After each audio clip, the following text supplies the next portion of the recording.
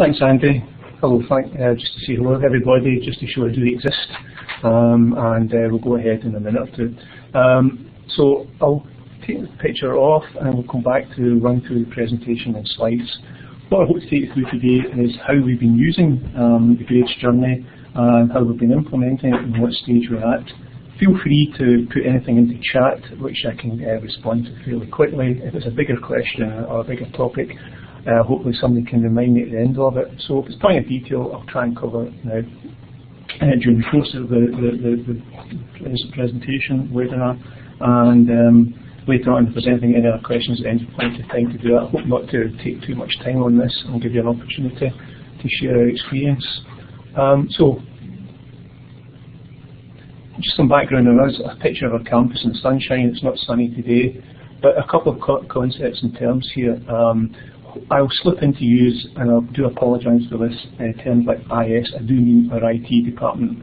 ISIS is in fact our student information system, so I mean ISIS, I'm not talking about a bunch of terrorists. And finally, we brand Blackboard as GCU Learn. I'll try to keep using IS, ISIS and Blackboard as much as I can, but if I make a mess of it, please bear with me on that, and please feel free to point it out. I'll cover and some background onto this just now.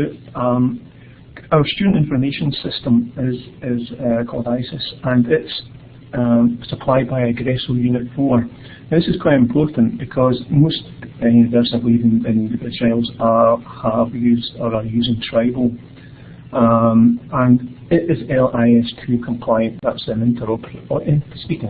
interoperability standard using web services between systems that do support learning activities. Unfortunately, ours isn't. So when we made the decision to go down this route, we did have to invest a wee bit of time and money on consultancy. However, if you've got Tribal and any other system that's LIS2 compliant, you're well on your way. The other thing could I put into context is we also are managed hosting here at GCU, and we hope that we suspect most people are now anyway, but we found that helpful as well in getting to where we're at. So yes, we're not LIS2 compliant, so please find out if your own system has that. If it is, well, it's not too bad. You may have to do a wee bit of work with your own SIS supply, but we've had to do quite a bit of work in the background. So hopefully that's some context, just to say we have roughly 17,000 registered students just now. So, and that has an impact later on when I come to start looking at one or two figures. I'll take you through a fairly high level, very simplistic slide just now to show where we were. Before we started the grades journey, straightforwardly, the student information system from which we used the overnight snapshot process supplied by Blackboard, by which we then integrated all staff, students and modules into the VLE, so we run no manual attachments whatsoever. Linking to that, we have our assessments. Some run within the VLE, some run outside it. So that's something we've got to bear in mind as well. So for example, online quizzes supplied by Blackboard and come in, run within the VLE, but we do have various other assessments like placements, exams, all these traditional exams which are outside it. Essentially, what we have is manual input of marks. That's it. Now, sometimes this is duplicated, sometimes duplicated, and that's an issue we have to address.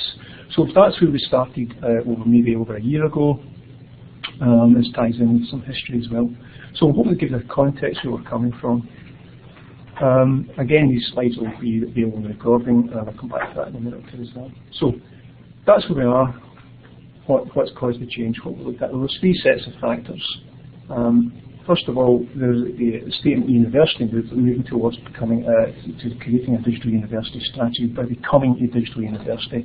This is a high-level definition of where we're at, and continuing to use the processes we are using, not just in this context and others, mean we'll never reach that kind of recognition as digital status. We wish to be recognised as digital status by a combination of what we provide and also by connectivity between all that. So a lot of work's got to be done in integration, and we see this as part of the integration. We have some integration, but we need to do a lot more on this. So this is a kind of overarching framework.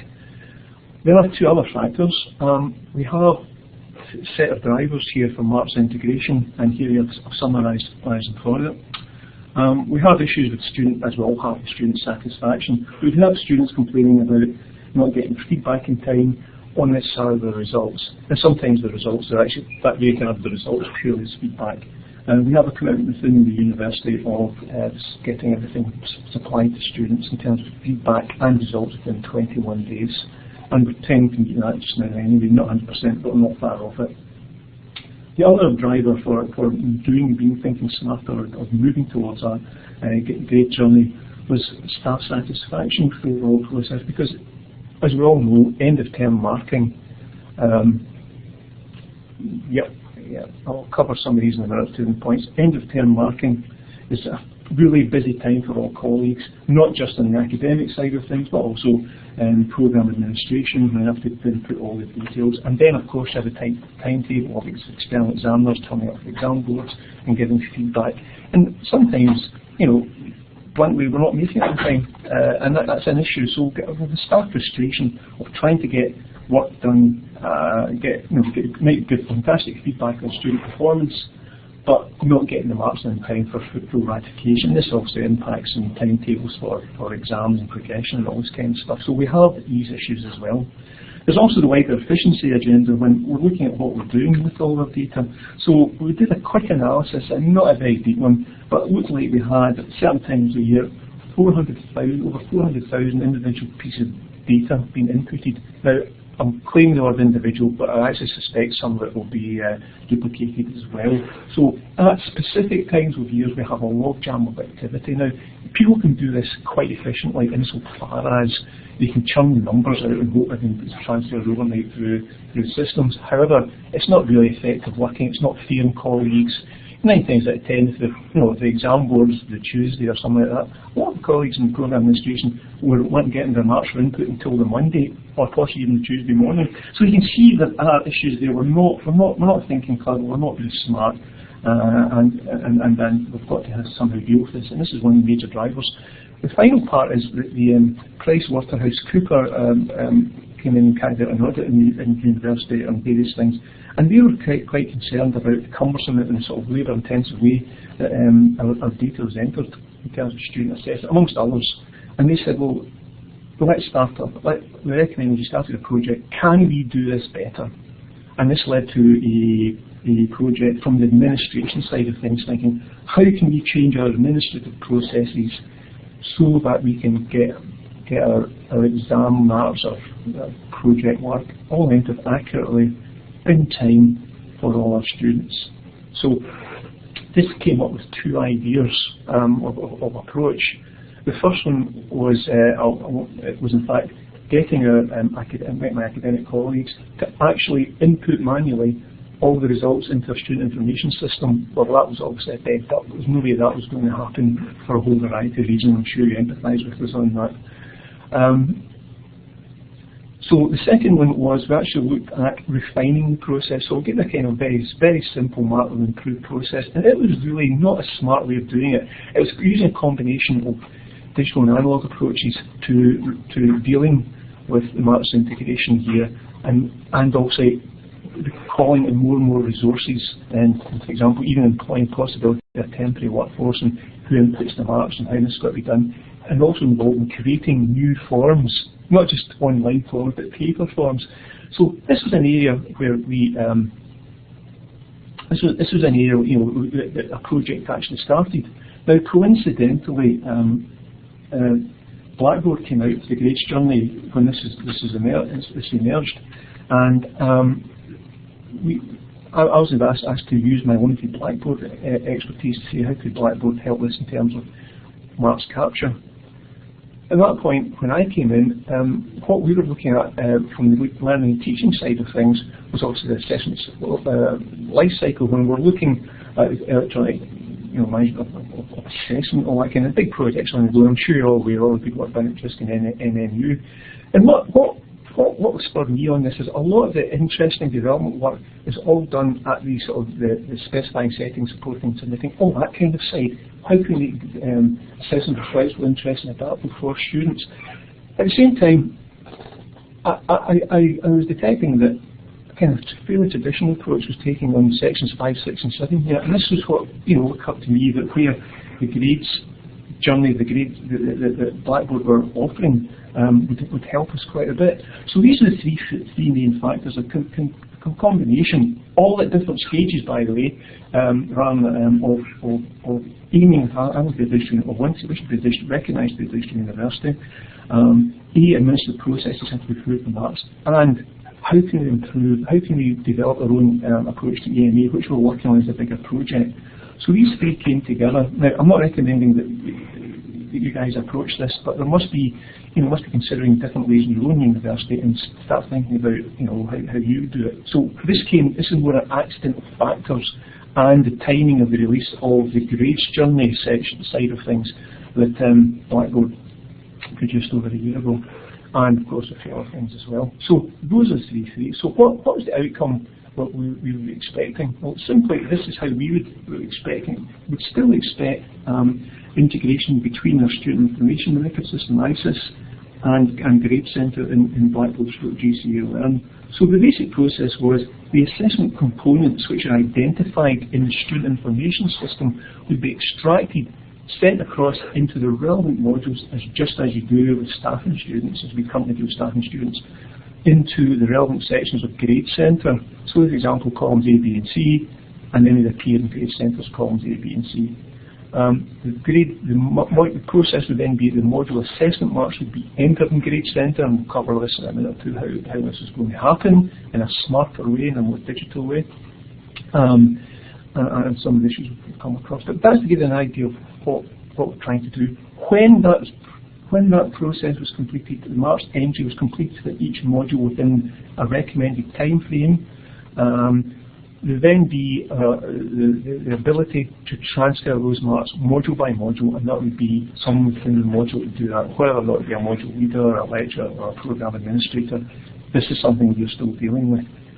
So that the marks would then be stripped out of Grade Centre, each module, overnight, and then in the morning, the student information system areas per student would be populated with their marks and grades. Now, I'm sure you agree, I think that's a far more effective way of managing it, and that was our aim, that's what we've been trying to do, and that's what we've been working on in the last year or so. So I hope that gives the kind of outcome we're expecting. And I think you'd agree with me. I'd like to agree with you. This is a far more effective way. And this is what Grades Journey offered us. It gave us the opportunity, the ability to do this. So technically, it is possible. There are, and we'll show you how we moved on from this. But certainly, we've got colleagues now aware, and it's taken a long time culturally that there are major benefits in doing this. But there are a lot of cultural change to take place.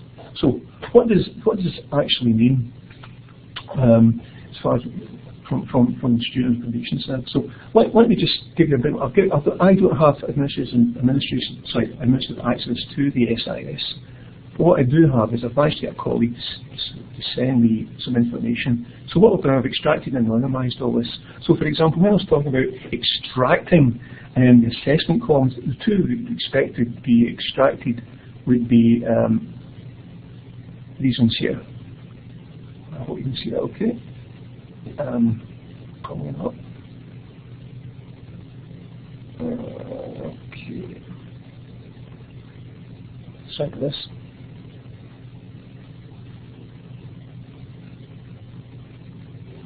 Sorry, I've pressed the wrong thing. Apologies about it. Sorry, sorry, screw this up here. How do you get sharing back again? Forgive me.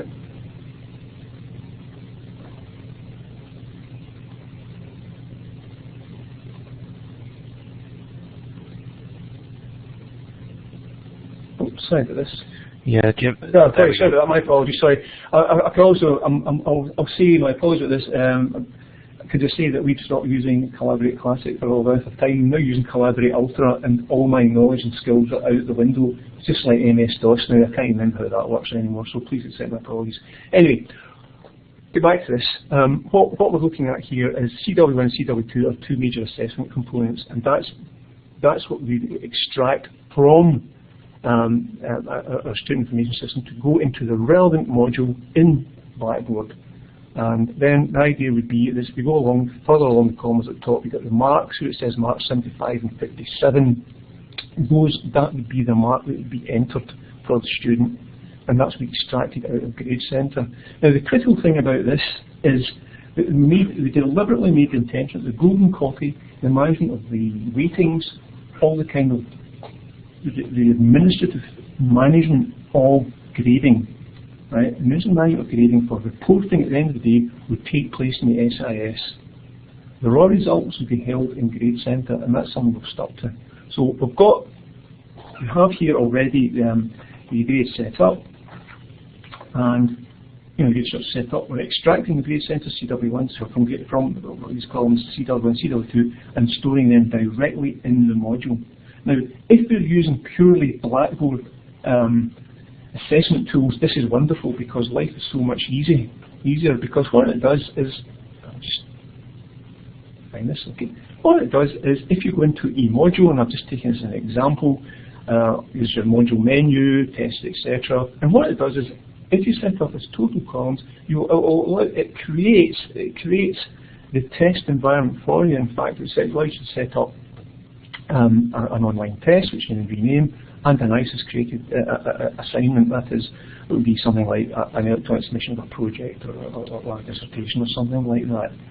Brilliant, that's really good, and that's phenomenal. And then, of course, if you go into Grade Centre below here, you'll then see the student's name and the two modules, the two assessment components, CW1, CW2. The marks are then entered, and when you're ready, once you've completed the whole cycle of entering the marks, you then transfer those marks back into ISIS.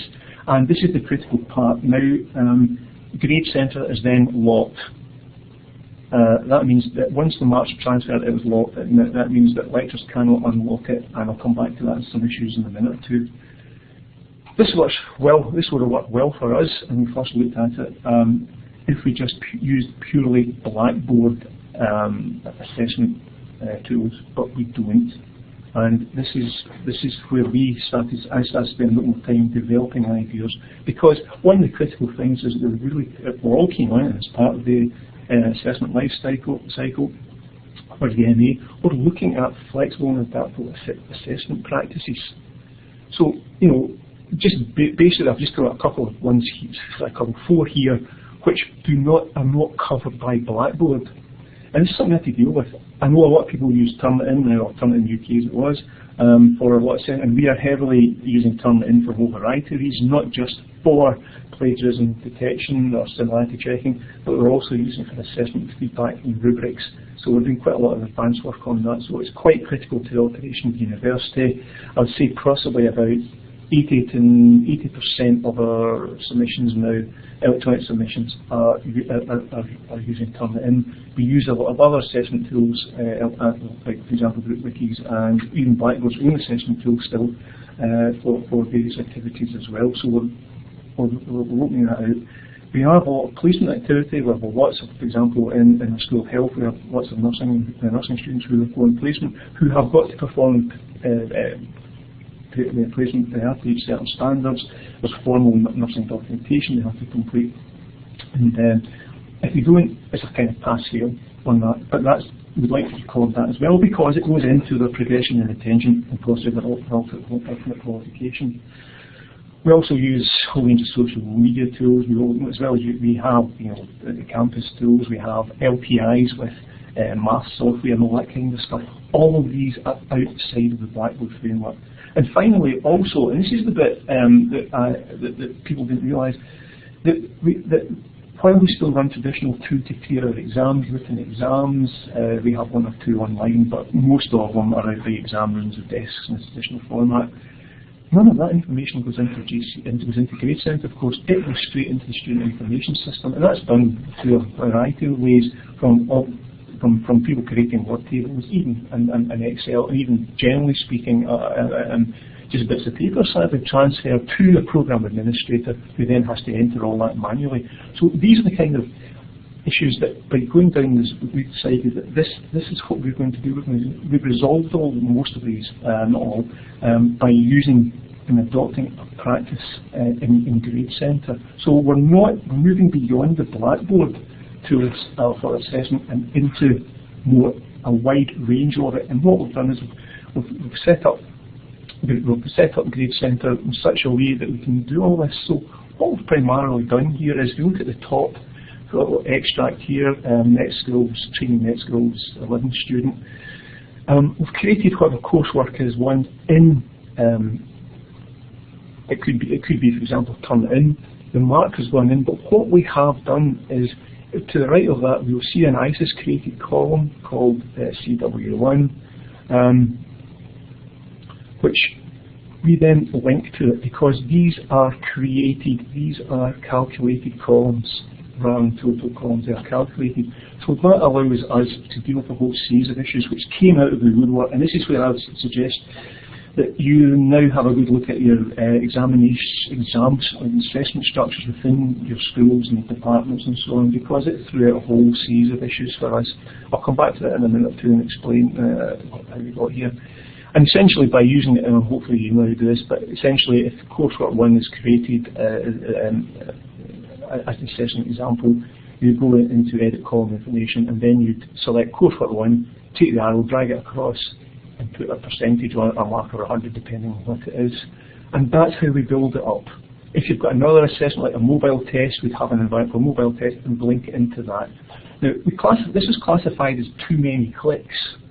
But essentially, if the marking's all done, or the assessment's all done in other tools, or not with Blackboard ones or not, all the marks are somehow, and turning in and assessment and so on, are all automatically going into that, for example, CW1 column, especially if it's turned in. And all we're doing is linking that column to the student information system column. Now that was classified as too many clicks.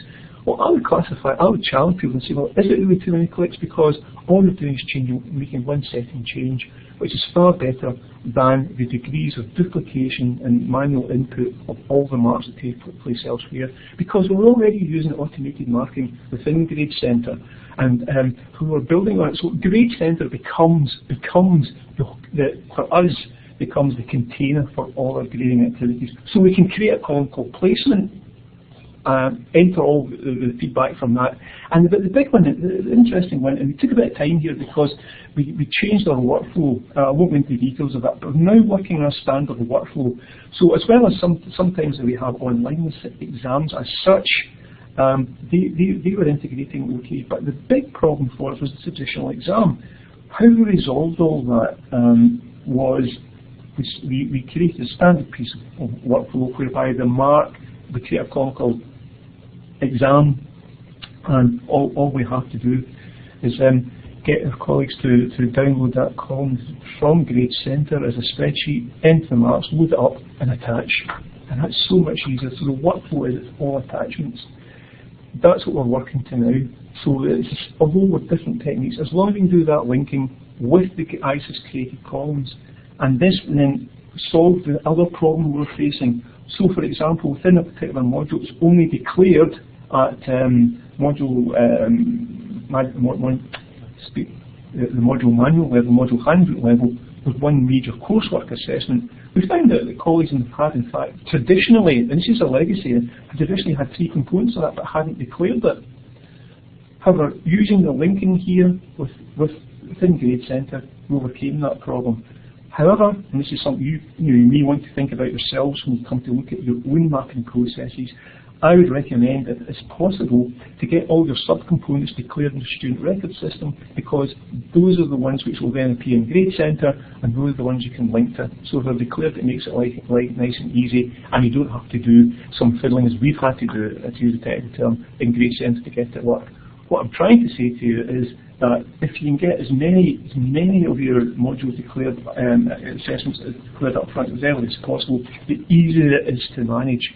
And that's our current state of play. We've already got our exams, for example, are now going from Grade Centre into ISIS. We've run 2 pilots now. and that's now working. We've changed the workflow for that, so we're using the same standard workflow of linking one column to another. And that column is the critical ISIS one. It's student information, and that's the column with the calculation rather than the total. So that's what I would recommend you would do, and that's where we're at technically just now.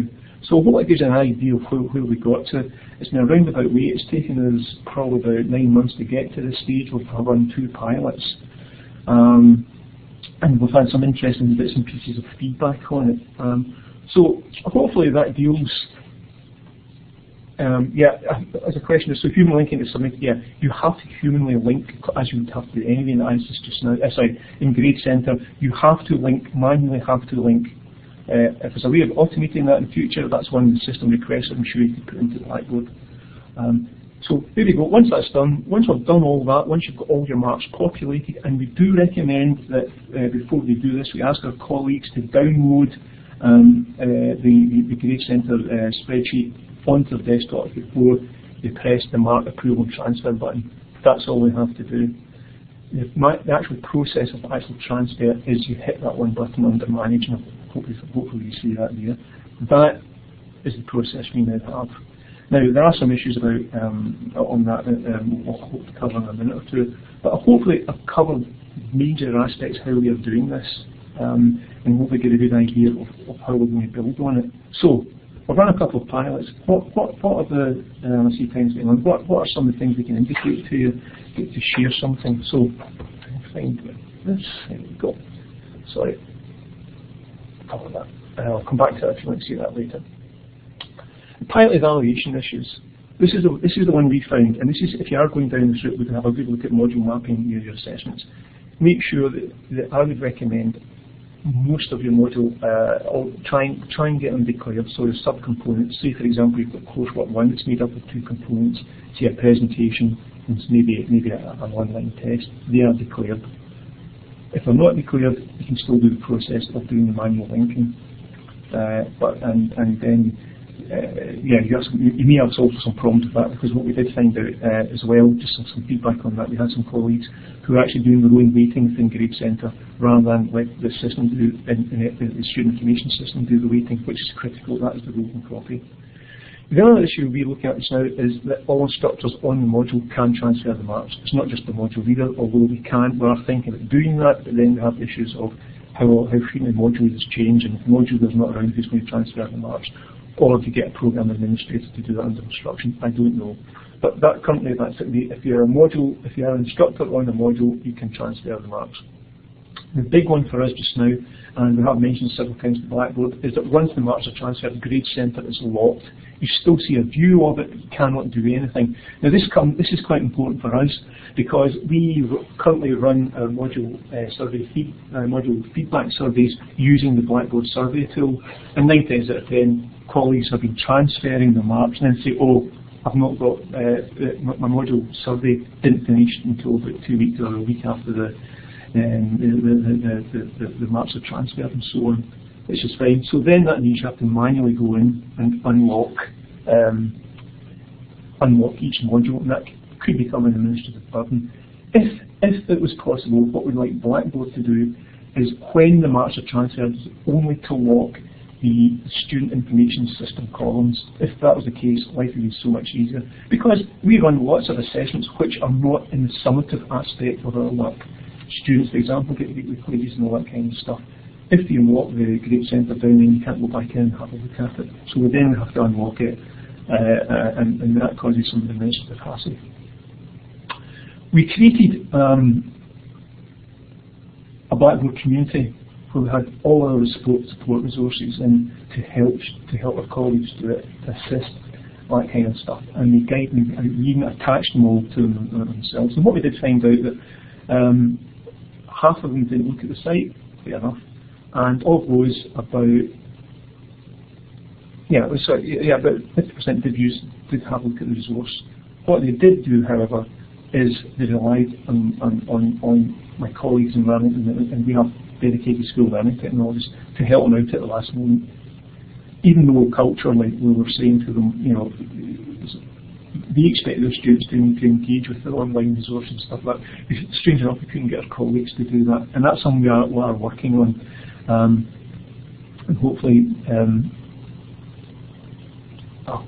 hopefully we can come to deal with that.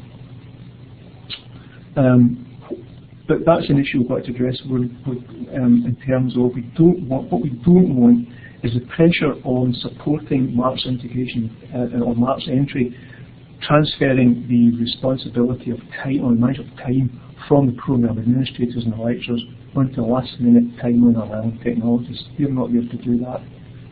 It's really there to obviously help our colleagues upgrade into schools to manage it themselves.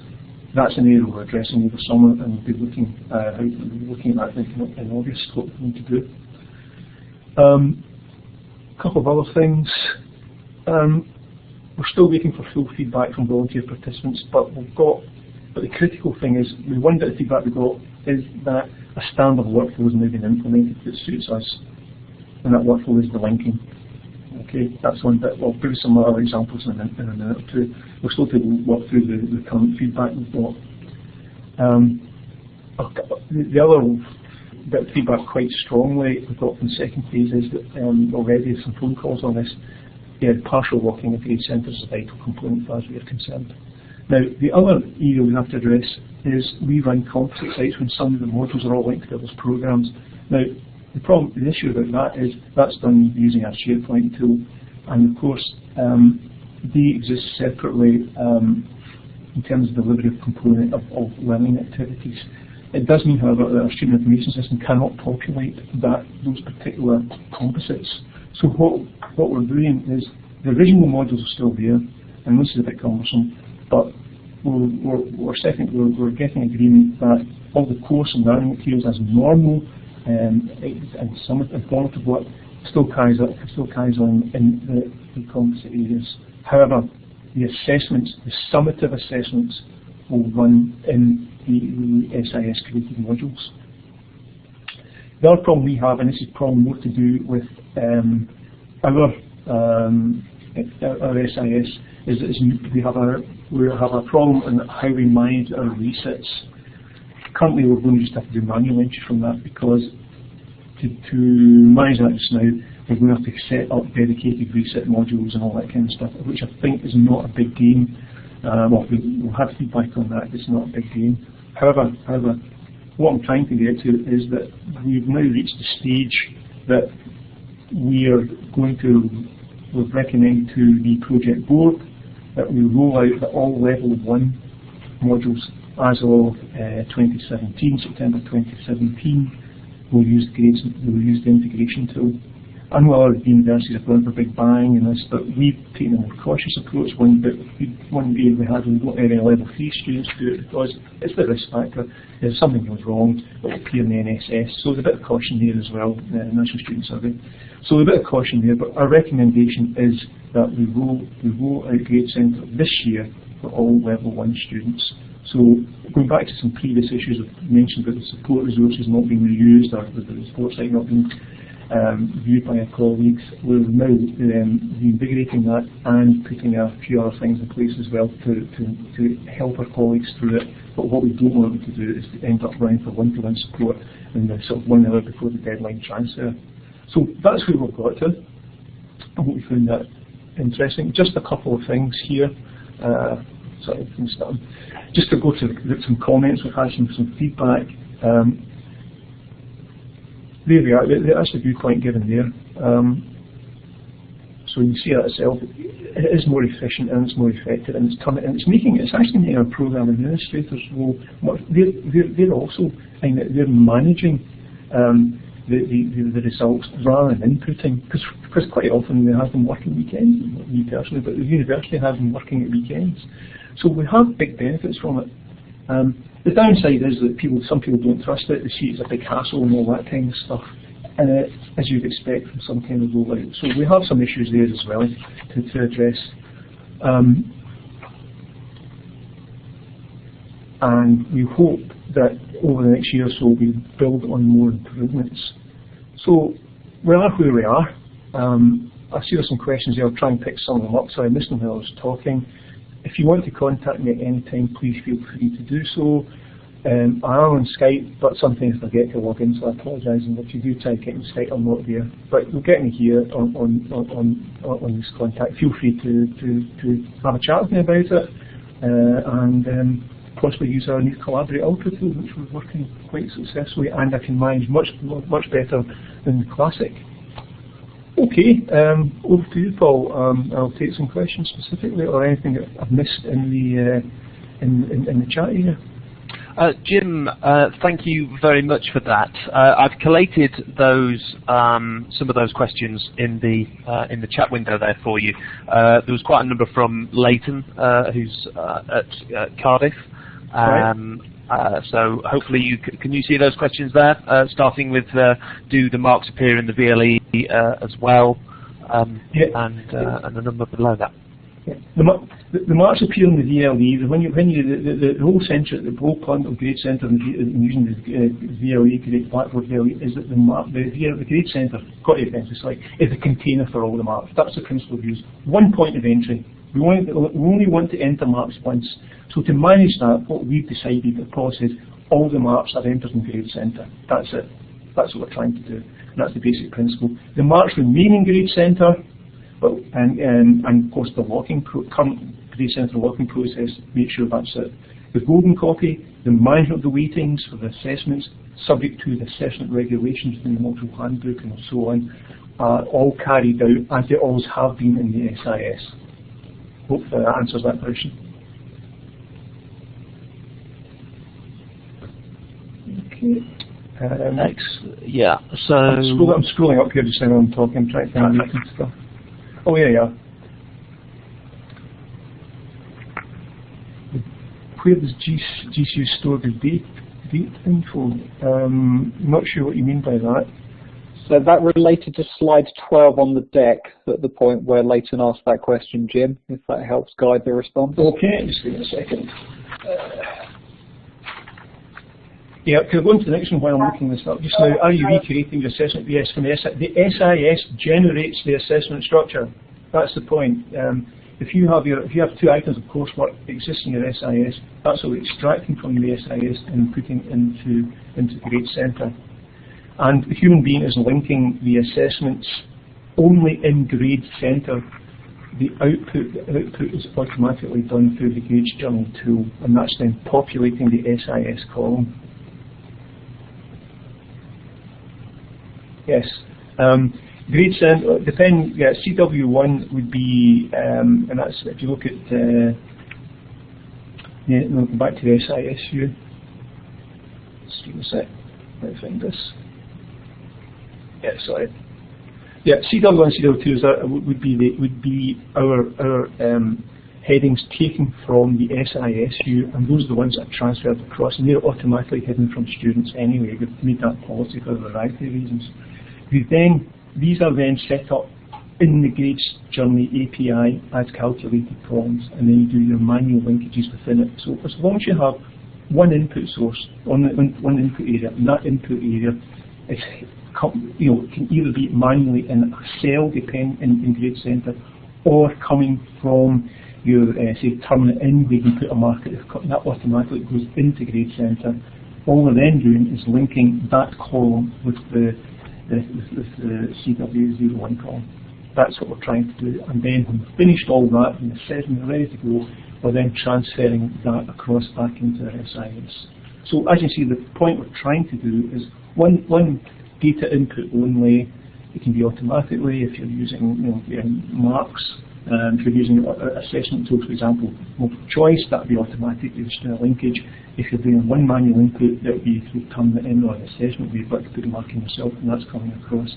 But the too many clicks slide, I hope, is showing that's where the work has got to be done in terms of the manual input. I think that's less of a hassle than having to put in 400,000 bits of data entry. But you may disagree with me on that. To clarify marks, we have clarified, yes, Summative assessment marks are the ones we're transferring. In the Grade Centre, we hold, for each module holds a whole variety of different assessment formative ones. We are not interested in the formative ones, and they're separate. What we are doing is we are linking all the summative assessment works, all the summative assessment figures, grades, in Grade Centre, and bringing them across into our student information system. This is walking out of the box function. Yeah, and sadly it's a standard feature of the overall lockdown of all the columns in Grade Centre is a feature of the current version of Grade Centre.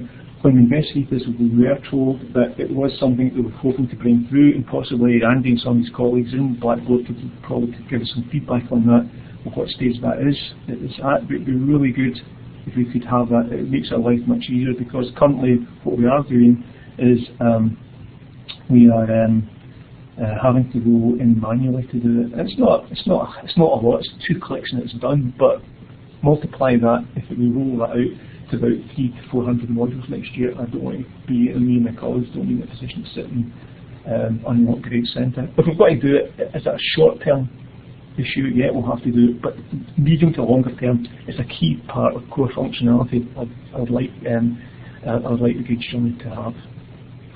Actually, who does the downloading? It would be the academics, because they're responsible for marks, and well, it's up to them. Our program, very few of our program administrators are attached to modules. It's been a decision that our academics have made. Some are, some aren't, but there's no requirement they all should be attached. So what would happen, and what has been happening, is that we're asking, and they do it anyway, some do it anyway, we're building on already existing practice, is they download the relevant column identified in Grade Centre, then to the desktop, input their marks. I know some of them get put a bit of pressure on the program administrators to do that, but essentially they've got the marks sitting in front of them, enter them, save them, load them back up, populates the column, and then you can just link. So that's what we're trying to do. It's the basic process, it's linking everything within Grade Centre. How you get it in is a reflection of all the different assessment tools and practices. So we're not tying people down, and that's a critical part of this. We don't want to tie people down in their assessment practices. Okay. How many participants were in the pilot group? Well, we had, the original pilot group, we had 19 modules, and we're now up to over, I think 30, we are up to over 35 in the current one. Some withdrew at the last minute because they just, these are people who, well, two colleagues left at the last minute, panicked, didn't know what to do, phoned the program administrator, and the program administrator met into the results manually. A cultural issue we've got to address, but these are people who volunteered to take part. So we do it by module rather than numbers. So based on module, done analysis on the modules and feedback from colleagues, and the feedback has on the whole been positive. It's been colleagues' insecurity about a few things, and their we also had colleagues who did not ever use Grade Centre for the module marks, and that's something else I should have said at the beginning as well. We're also introducing Grade Centre for all assessment, so that means colleagues who are not using Grade Centre for assessment in the past and have done whatever it is they do for assessments and relying all that to be entered manually, that is now going.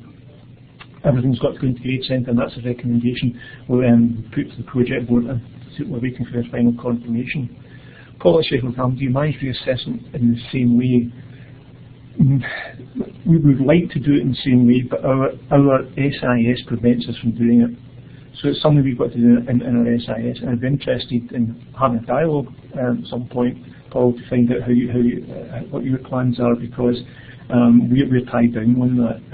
So currently for our August diet of resets, we will be doing manual entry for that. However, we will have what we call trimester C modules, and we're trying to get those ones to participate again in Grade Centre. Not a lot of numbers there. We tend to be a 2-trimester university, but there's a 3rd trimester we do run depending on coursework. Leighton, thank you, that's kind of you. Late submission All that kind of stuff is handled outside of the grade centre. If a student hasn't submitted within the time available, that's handled within the assessment tool. If, however, the deadline is, they're late anyway, we have an occasion on what grade centre to allow one becoming late. However, it's the practices outside of grade centre, the practices which and the regulations that you apply to your assessments are more important here, and be very, very, very clear. Because what we're really talking about here is the transfer, the automatic transfer of what you have. Currently, what we're having a small problem with the guideline is, if a student hasn't submitted, don't enter a mark at all. Don't enter anything, just leave it blank. That then goes across the grades, it goes across the programme, and says, oh, there's nothing there, what does this mean? No submission, that can then be investigated. A 0 mark entered does not mean no submission, it means a 0. Now, could I just come to one problem we have come across? The current slide I'm looking at, if you go down to the columns and select, you'll see at the very bottom, I apologise for this, for quite tiny writing, category points possible 0. What we are finding is that although in both Blackboard assessment and Turnitin, where it says that that we recommend you put in a total there, the Turnitin one says optional. So we have colleagues not putting a total in there. So when they put their mark into Turnitin to transfer into grade centre, it's coming across as non-existent as a virtual mark, because if you put in 60 feet, you're putting 60 feet out of nothing. So that's one thing I've picked up, is we're encouraging colleagues, please put a mark in the optional column and turn it in. And again, if you want to speak to me about that, I'll contact me about it, I'll show you what that problem is. And again, that's highlighted in another couple of issues as well. So there's a little technical thing to bear in mind. Bear that in mind, please make sure that colleagues put a total mark of some type in, otherwise they'll get, as I said, they'll get 63 out of nothing and can't understand why it doesn't come across as a feature. Okay, so the penalties are applied at the administration of the assessment level and not within the design and review of the student experience as part of this transition. We have contacted our students currently, and we're waiting for some feedback on that, because they're just graduating. We tried to get them before that stage, and unfortunately they all disappeared. So knowing they're back for graduation, we're trying to contact them there just now. So it's a fair point, and that's something we'll have to build on. We have worked for the Student Association up here, and they want it. They are quite blunt. They see this as a positive for it, because it ties in with the overall feedback strategy we have of trying to speed things up and confirm that students are getting accurate marks and things like that, and on time. Very, very important. So yes, we can do all the manual add. It's very, very simple. All you do is you create a column. If you go into edit column information, you can go down into, you can then create a column yourself called placements, tests, however you want to call it. You can then input the data on that and then link it to the ISIS created column. So a prime example would be placements, because we don't have a placement presence. And the other one, of course, is traditional written exams. That's a prime example of you creating the column and then linking that column to the ISIS, a student information system, whether it's coursework 1 and coursework 2. That's why we can be flexible about a range of requirements. Now, students can still see their grades if it's been enabled through My Grades in Blackboard, or if it's final assessment results, they get that sent to them directly from the student information system.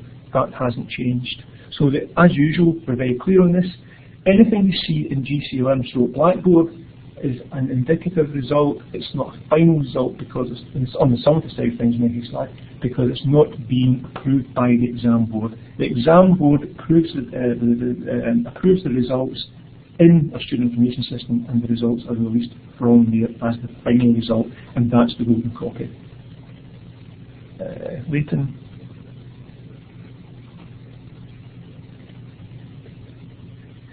Yeah, the grade join to publish and subscribe data. Yeah, what we're doing is, yeah, grade join is taking stuff from one system and putting it into the other. That's it.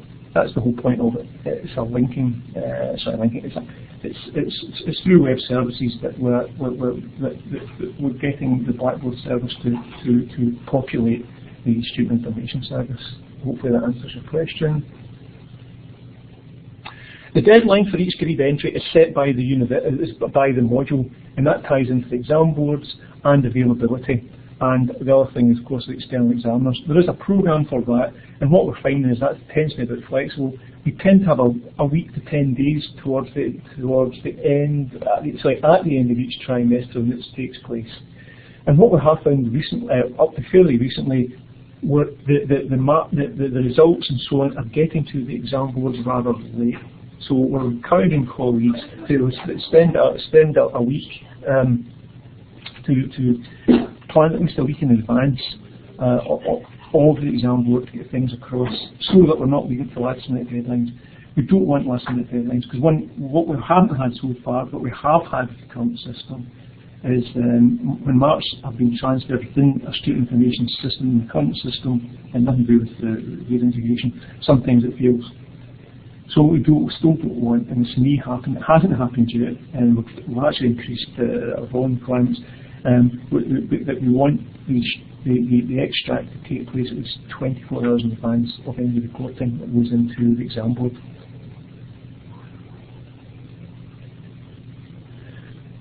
It's Leighton, your assessments last year are not manually locked, they're manually locked by the system.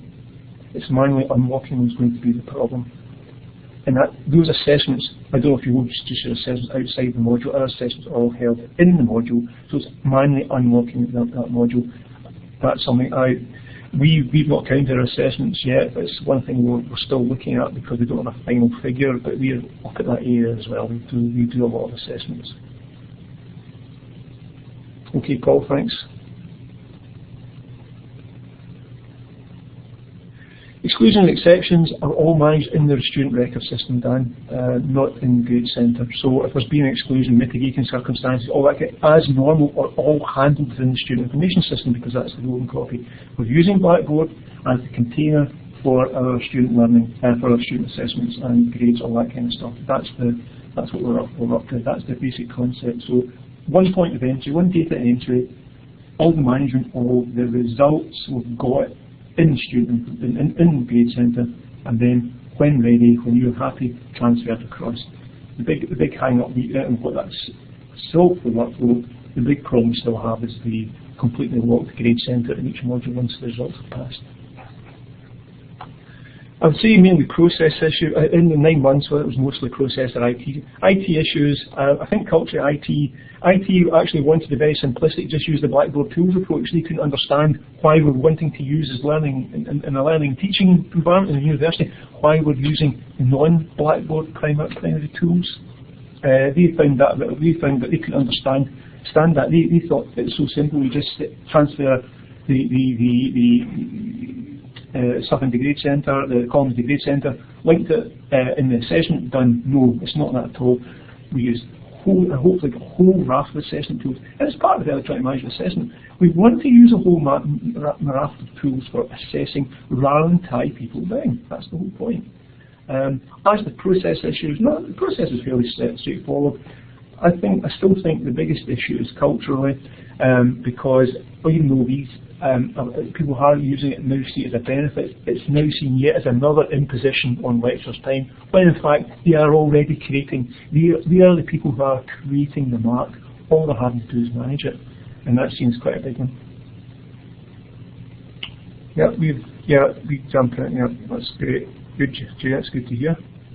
Any other questions coming through? Is that us, Andy? I think. There's one just dropped in there from Glasgow. Okay, academic. We went through the schools. We got the schools to target a range of people, asked them specifically, would you like to take part? We then had, in September of last year, a whole afternoon with people around the table. We explained what we're trying to do, we demonstrated it, we asked for feedback on it, we asked for viewpoints on it, and so the majority of people who participated, including reluctant users, may I hastily add, who don't even use Blackboard for assessments, saw the advantage of it. And then they built on that by where they get resources. So we used our Blackboard communities and attached, as I said earlier, to that, published a whole range of different resources, amended them as we went on, and we also had a couple of other turn-up and face-to-face type things. We're going to revamp all that and once we're confirmed that the level 1 role is going to take, we're going to have a bigger buying approach to it and get more buy-in by a whole range of different means. So we're just drawing that up just now. But the critical thing is we need now to get engagement and manage that engagement.